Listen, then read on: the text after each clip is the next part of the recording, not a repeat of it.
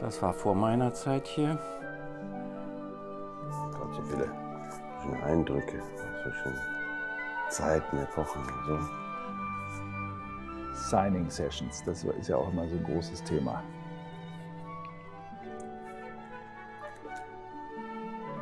Ja, unsere ersten Japanreisen. Wir waren sicherlich so eine Art Pilotprojekt, dass wir als eines der ersten Orchester, ich glaube, wir waren sogar das erste Orchester, was nach Japan gekommen ist. Als wir mit Herrn von Karajan hierher kamen nach Japan, dann war das so, als wenn die Beatles gekommen wären.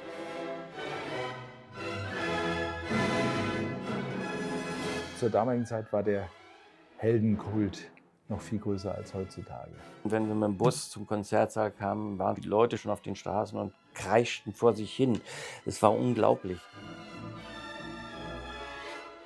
Ja, Karajan ist tatsächlich der Magnet für klassische Musik. Ich glaube, der Mann war visionär und hat auch zur Ausbreitung der klassischen Musik beigetragen. Nicht nur in Japan. Der Platz direkt vor Century Hall heißt Karajan-Platz. In Berlin ist auch die Philharmonie an der Herbert von Karajan Straße.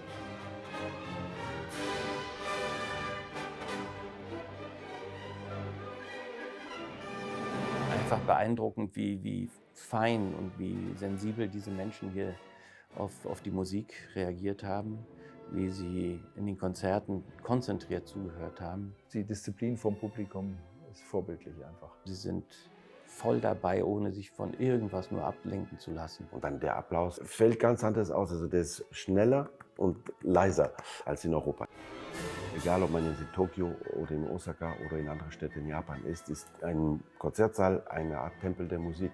Man sagt, die Century Hall in unseren Berliner Philharmonie nachgeahmt ist. Die Mutter von diesem Saal ist schon die Philharmonie in Berlin. Das sind die gleichen Ideen, die dahinter stehen. Das ist auch der erste Konzertsaal dieser Art in Japan.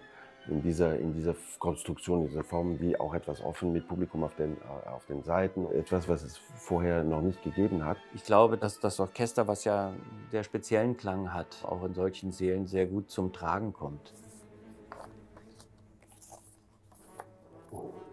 Der Kaiser und die Kaiserin, der kam so oft in die Konzerte. Der Kaiser und die Kaiserin selbst waren auch musikalisch ausgebildet. Ich hatte auch schon mit Daishin Kashimoto das Privileg, die Kaiserin zu besuchen, mit ihr zusammen zu musizieren. Und dann drehen wir uns um. Und jemand war reingekommen im Zimmer und hat die Noten für die Kaiserin am Klavier gewendet. Das war der Kaiser. Das war wirklich ein ganz besonderer Moment. Japan ist ein besonders treues Verhältnis. Da kennen wir Leute, die auch jede Woche uns auf der Digital Concert Hall verfolgen und die sich treffen mit anderen, um das zusammen zu zelebrieren. Und natürlich, wenn wir da sind im Konzert und so, ist das ein ganz besonderes Ereignis. Wir haben wirklich diese Zuwendung des japanischen Publikums, unserer Freunde.